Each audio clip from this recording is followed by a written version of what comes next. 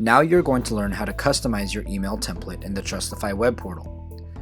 You can either search for look and feel in the top of the screen or click on the shield icon for outbound management and then press look and feel in the tabs at the top. Next, we will make sure that the email template button is turned on. Let's take a look at what it currently looks like.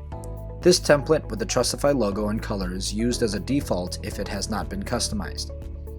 If you would like to see your changes happen as you are customizing your template, just click Show Preview as you make changes. Now we will put a customized logo. Note that the recommended file size for optimal dimensions is 275 by 50 pixels, and that it must be a PNG file. For this example, we will use this file that says Your Logo. Under the logo, we will find the button color where you can change the color to match the company's main color. The top bar is for color and the bottom bar is for hue.